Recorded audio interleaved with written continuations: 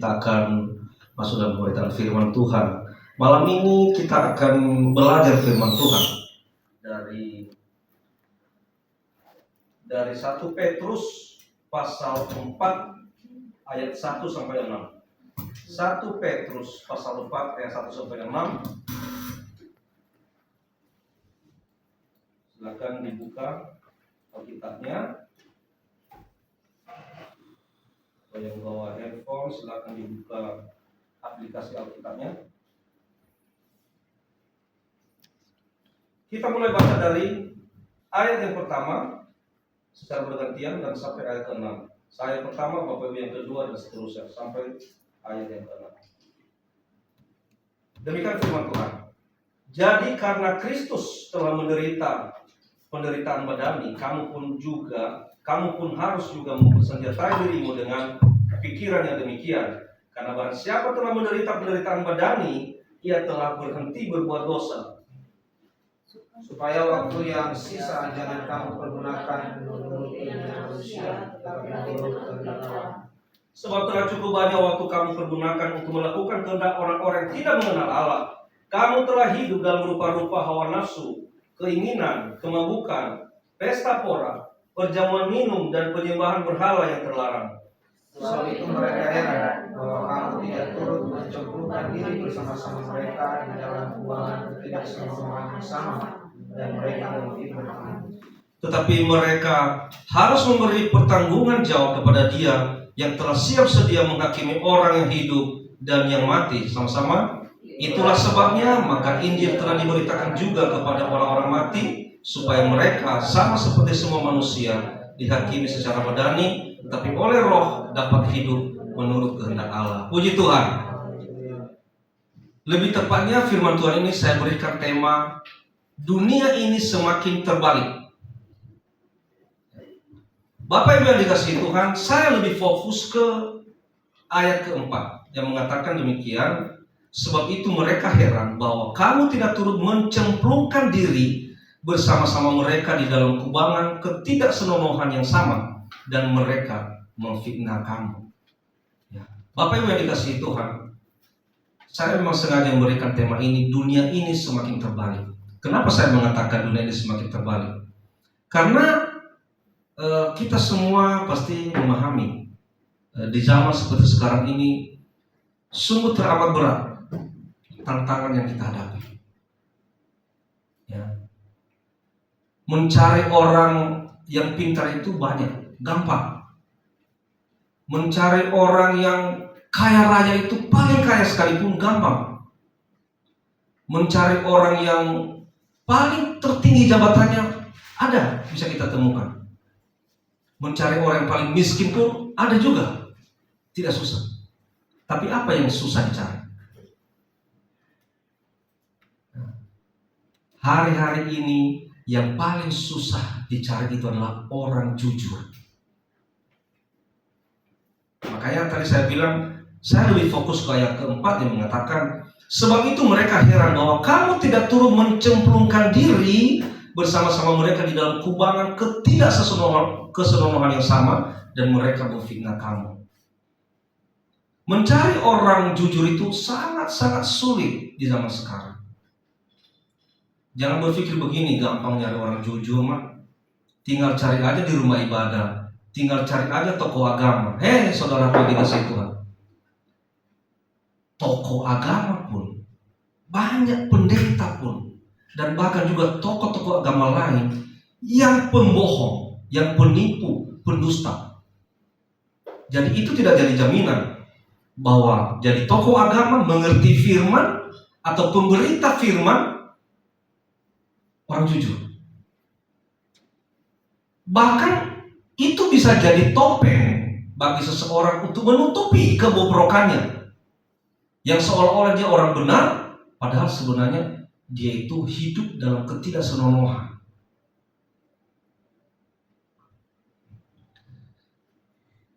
Sekarang kita semua tahu bagaimana keadaan negara kita saat ini. Dan bukan hanya keadaan negara kita, keadaan dunia saat ini sungguh luar biasa. Saya katakan, dunia saat ini sedang menuju kepada kehancuran. Kita semua tahu kan, pasti semua nonton berita, lihat di media sosial, apa yang terjadi di negara kita saat ini. Negara kita saat ini sedang jatuh dalam keterpurukan. Kenapa? Karena orang-orang pemegang kekuasaan di negeri ini dan mereka orang-orang yang penting di negeri ini jauh daripada ketidakjujuran dan jauh daripada kejujuran,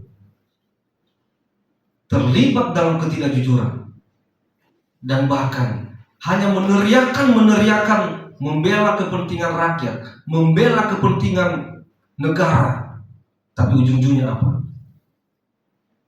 Membela kepentingan pribadinya, membela kepentingan keluarga, dan bahkan rela mengkorupsi uang negara untuk kepentingannya, untuk kepentingan keluarganya, untuk kepentingan pribadinya. Lalu kita berpikir begini, kan ada hukum. Siapa yang korupsi, siapa yang kolusi, siapa yang nepotisme, kan ada hukum. Inilah yang tadi saya katakan. Dunia ini semakin terbalik. Hukum itu tajam ke bawah. Kalau yang melakukan pelanggaran, kalau yang melakukan kesalahan itu orang-orang bawah, maka hukum itu sangat tajam. Langsung dipotong, langsung dihukum. Penjara, dan penjara pun nggak tanggung-tanggung. Mungkin hanya maling ayam, bisa penjara 2 tahun, 3 tahun, 4 tahun. Tapi yang mengkorupsi uang negara bermiliar-miliar, bertriliunan, itu hukum itu akan tumpul, tidak ngena. Hukum itu akan tidak bermakna, tidak bermanfaat hukum itu. Dan bahkan mereka-mereka yang terjerat kasus-kasus seperti itu, orang-orang atas yang terjerat kasus-kasus korupsi, nepotisme, mereka ketawa-ketawa. Mereka masih bisa dada-dada. Walaupun mereka sedang memakai baju oranye, baju tahanan, tapi mereka masih bisa dada-dada. Di mana hukum kita? Di mana hukum negeri ini? Memang dunia ini sedang terbalik. Di dalam pengadilan yang terjadi ketidakadilan. Ya, itulah saya katakan itu tadi, hukum itu terbalik. Dunia ini terbalik. Di dalam ketidakadilan yang terjadi adalah, di dalam keadilan yang terjadi adalah ketidakadilan. Ya, saudaraku sekalian, kalau kita tidak berhikmat menghadapi keadaan seperti ini, saya mau katakan, kita perlu ikut stres. Lalu kepada siapa lagi kita mengadu? Mengadu ke penegak hukum? Ya, di dalam itu juga banyak biangnya. Mengadu ke legislatif? Banyak pun yang tertangkap. Mengadu ke eksekutif? Banyak juga yang tertangkap. Lalu mengadu ke siapa kita? Makanya banyak stres. Banyak stres. Banyak yang sudah putus asa. Dan bahkan beberapa hari yang lalu saya mendengarkan kesaksian daripada seorang pengamat politik. Dia mengatakan, saya bingung negara ini mau dibawa kemana. Kita mau melapor kemana? Kita mau minta tolong ke siapa? Semua kayak udah berjamaah melakukan kejahatan di negeri ini.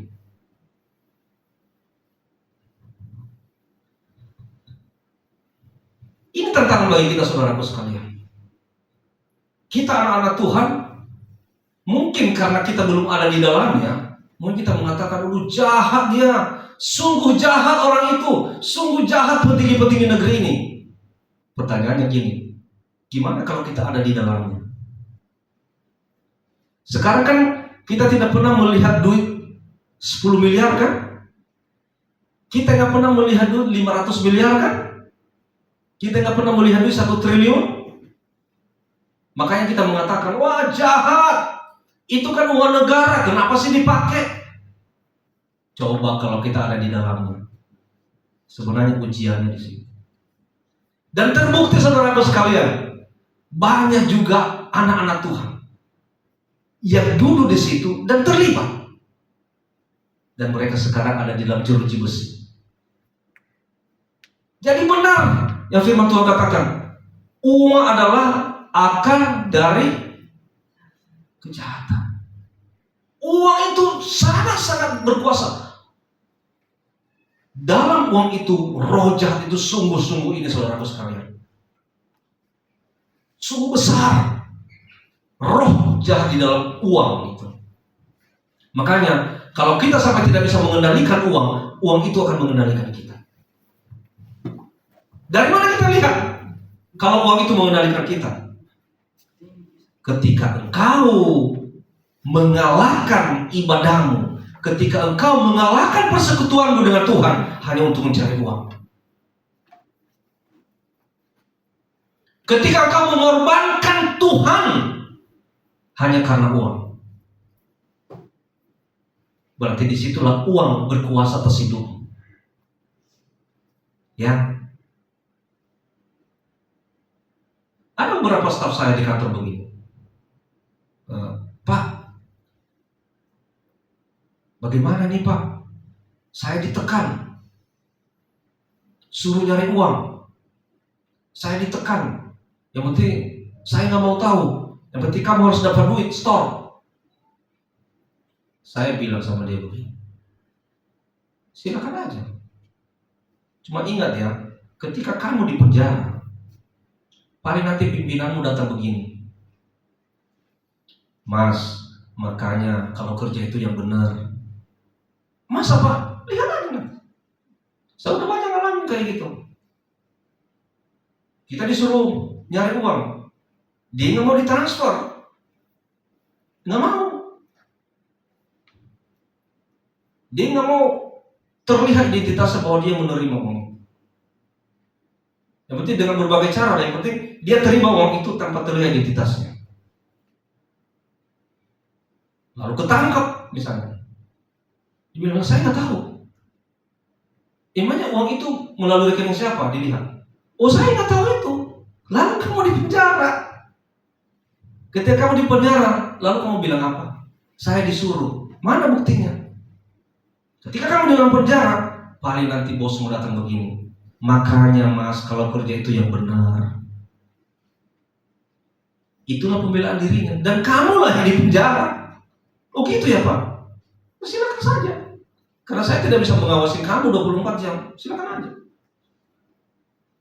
Saudara sekalian, di DKI itu cukup bagus kesejahteraannya, tapi masih ada aja yang mencuri. Masih ada aja yang bermain. Kenapa? Roh keserakahan, roh ketamakan itu untuk menguasai manusia. Lalu ketika misalnya tertangkap, ya, ketika misalnya masuk jalur hukum, lalu siapa yang menang? Apakah ada jaminan? Apakah ada jaminan yang benar ini menang? Belum tentu. Yang menang itu yang kuat, bukan yang benar. Yang menang itu yang kuat. Makanya dunia ini semakin terbalik. Bukan yang benar yang menang, tapi yang kuatlah yang menang. Mari Bapak Ibu dikasihi Tuhan. Apa yang mau saya sampaikan di sini? Jadilah anak-anak Tuhan yang berhikmat. Dunia kita nggak bisa lawan dengan kekuatan kita, saudaraku sekalian. Nggak bisa. Ini sebenarnya sudah gambaran antikris yang kita dengar-dengar itu. Itu gambarannya antikris. Jangan kalian berpikir begini, antikris itu adalah orang-orang biasa, orang-orang bodoh, orang-orang yang tidak sekolah. Salah.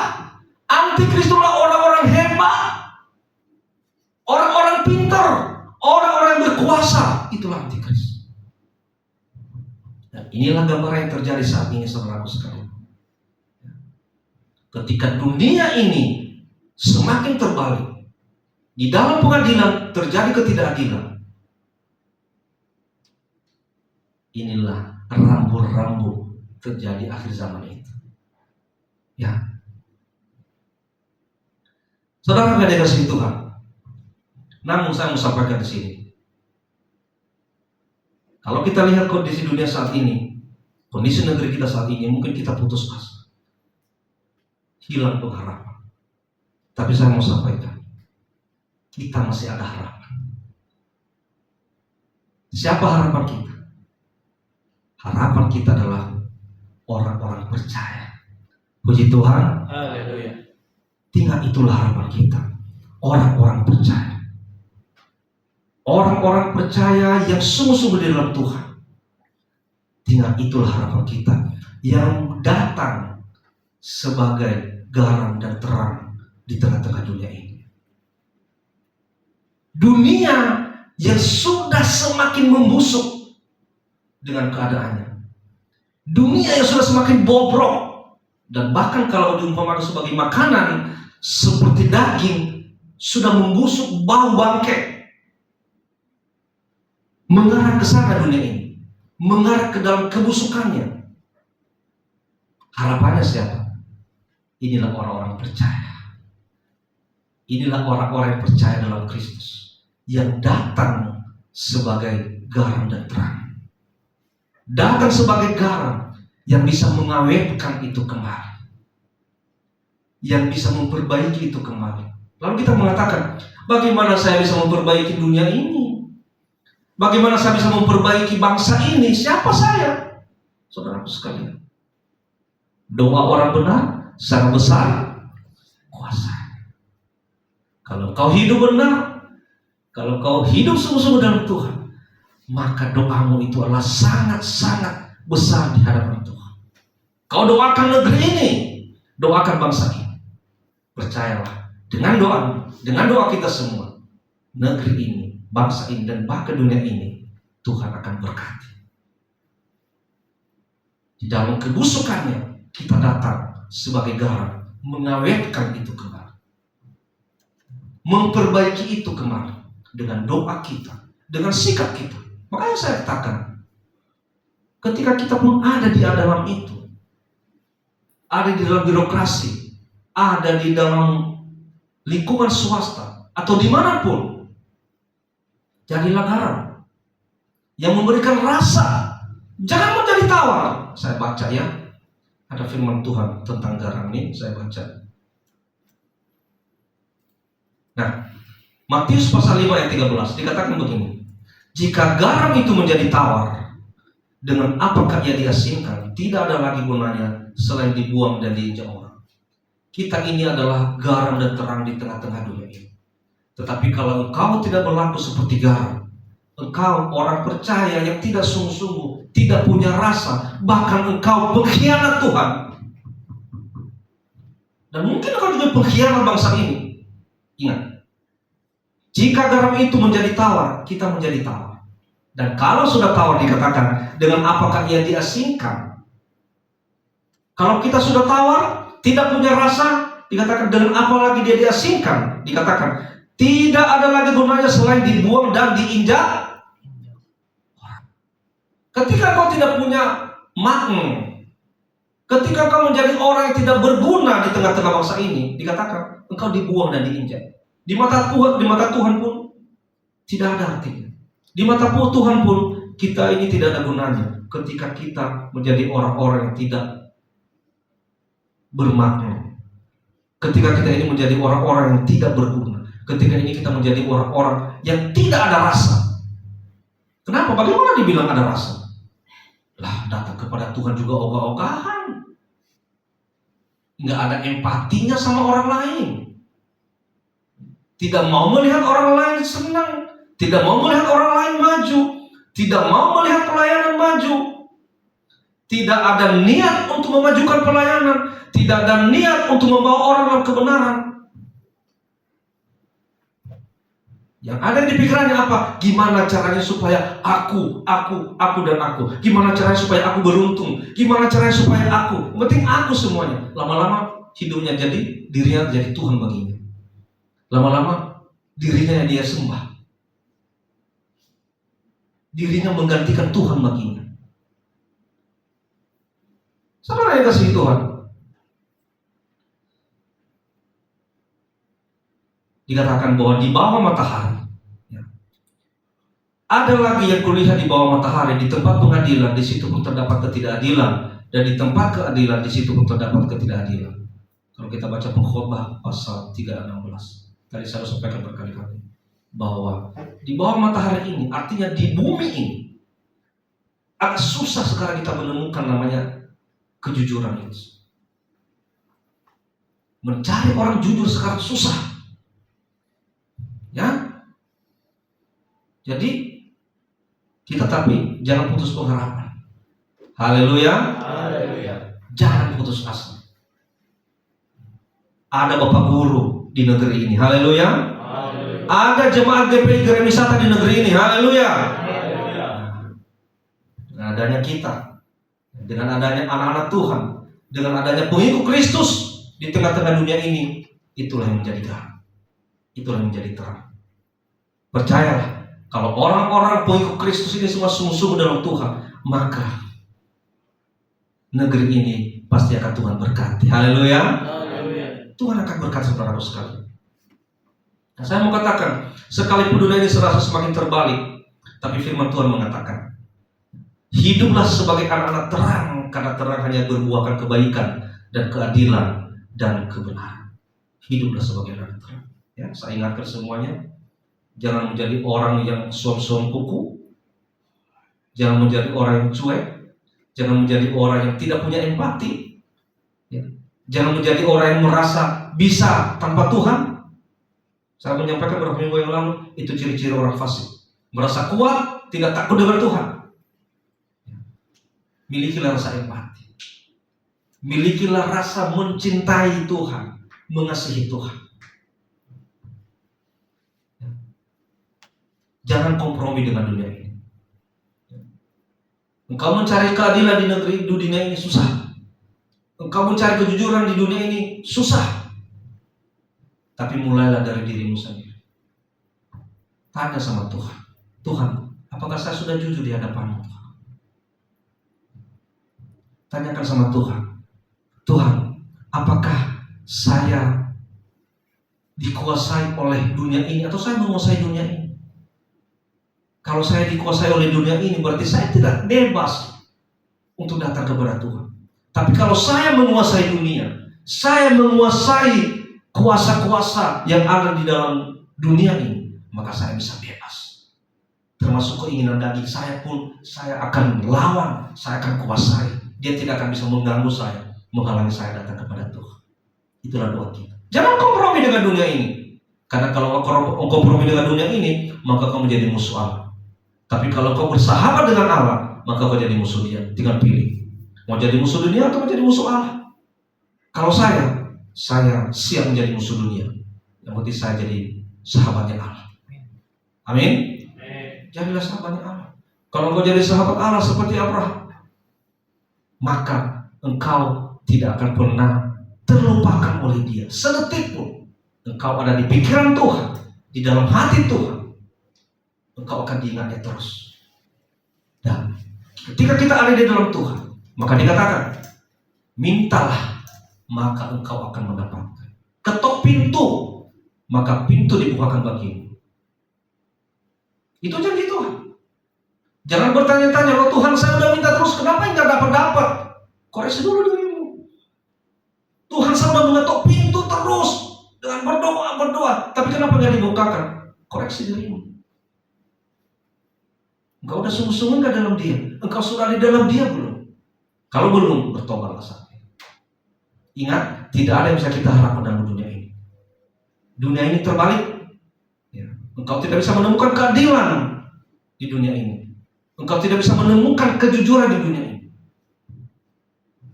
Kejujuran hanya di dalam Dia, di dalam Kristus Yesus. Puji Tuhan. Haleluya. Tuhan Yesus memberkati.